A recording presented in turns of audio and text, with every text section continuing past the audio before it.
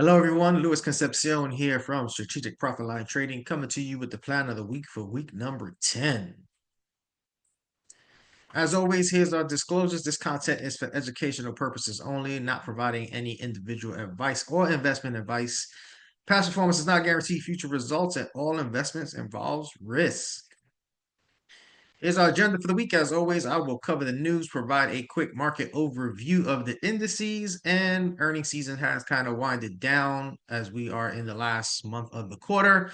384 companies reporting. It was a little bit tough trying to find some opportunities this week, as everything that is trading is pretty much in the Russell, which means we don't trade them just because of their price point. However, I did my best to provide you with some zones this week.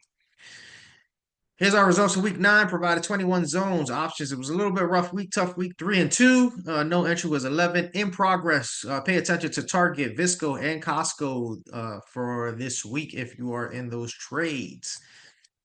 Here's the outlook for the week. A lot of companies reporting again, but not many opportunities. Went ahead and updated where we're at. Again, the trades that works, and we had a couple of losses this week, so that puts us at 18 and 3 on the year.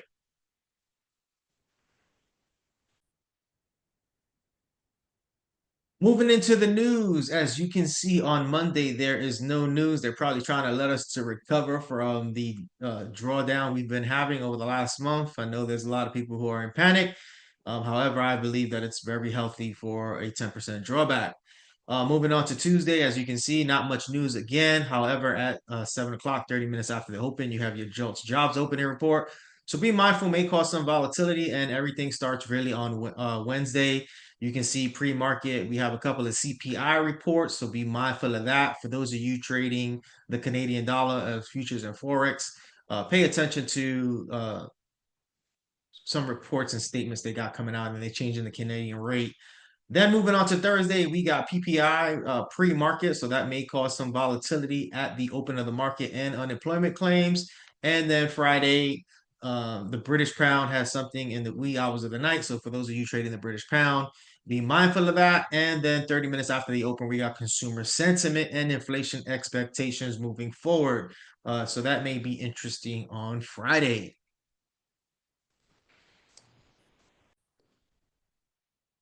All right, getting into the charts and starting with the S&P 500 or the SPX. As you can see, this is the world is ending. Everybody's in panic. We have lost 8%. Well expected. We've had plus 20 years back to back. So again, you just need to be mindful of what's happening, and you should be able to withdraw a 8% drawback for your portfolios. For those of you who'd like to learn how to protect your portfolios and purchase insurance, feel free to contact me, set up a call, and I would help you prepare for events like this. Now, with that being said, you can see that we almost got to this level to test the 5650. Will not be surprised if we continue lower this week. However, it all depends on how the market opens on Sunday evening. We may just turn here and keep going up, or we may come test this level. That first demand level I have for you is 5655 to 5600 even. So again, we attempted to get there on Friday. As you can see, we just bounced at the end of the day. Now, on the supply side, we got 6113 to 6147, and that's going to do it for you on the supply side on the SPX, also known as the SPY for those of you who trade the SPY. Now, moving on to the NASDAQ. As you can see, the NASDAQ is a little stronger as this is the same level and it didn't get as close as the S&P 500. Probably we'll see some turn again, like I said, on Monday morning, depending on how NVIDIA and the Max 7 do.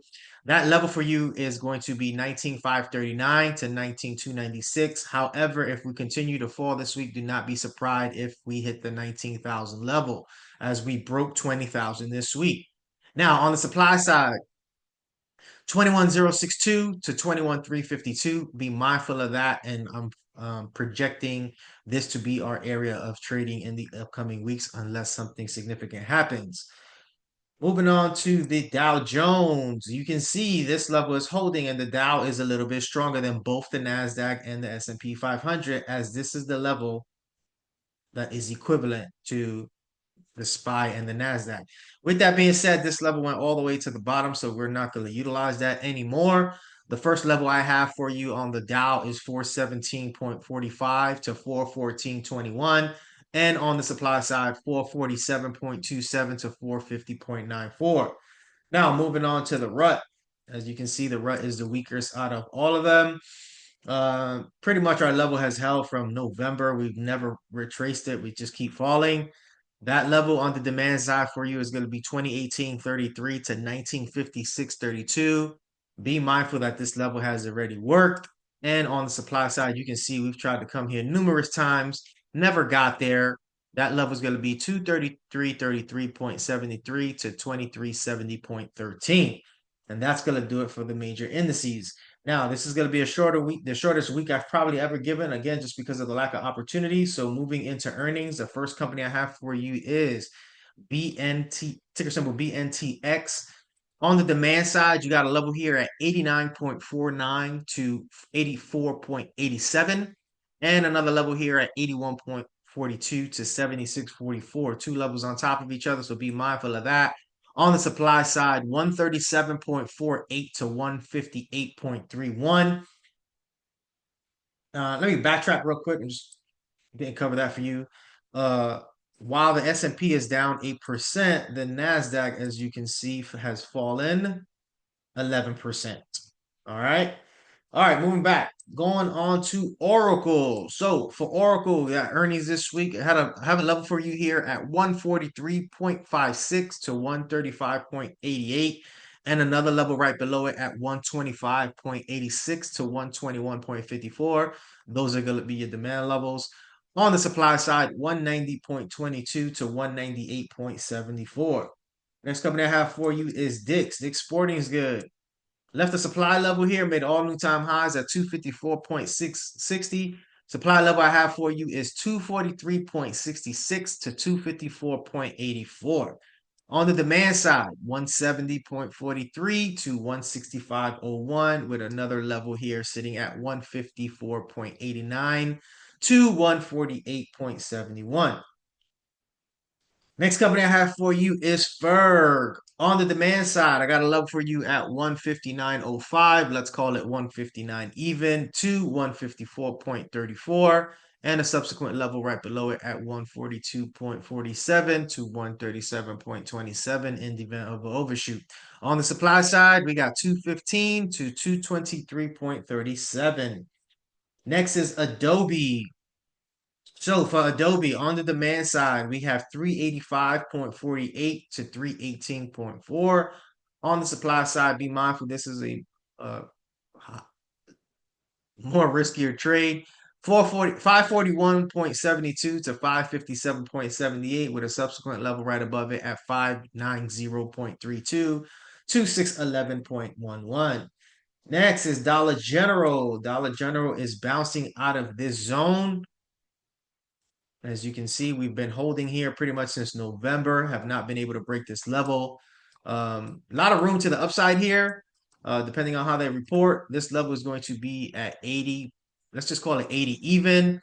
You see, we're starting to come out of here to 65, 69. Be mindful that this is a 15-point level. And on the supply side, has room to run all the way to 119.83 to 127.07. Next, DocuSign. On the supply side, 107.05 to 113.79. On the demand side, 63.50 to 54.30.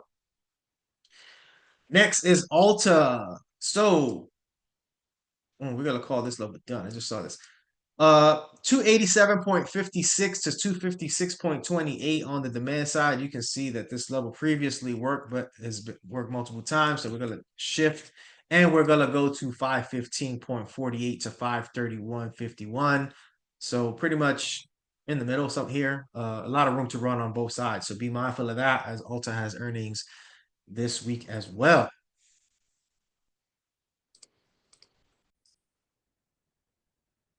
With that being said, that's going to do it for us this week. If you have any questions or would like to learn how to take the trades we're taking, feel free to reach out to me. Follow me on social media. And for those of you who are concerned about your portfolios and would like to learn how to insure your portfolios, feel free to reach out to me as well. You can email me. You can go to the website. We're in some fun times for some. If you know what you're doing, again, any questions, comments, or concerns, feel free to contact me. You have any, and then, yeah, just reach out and till next week.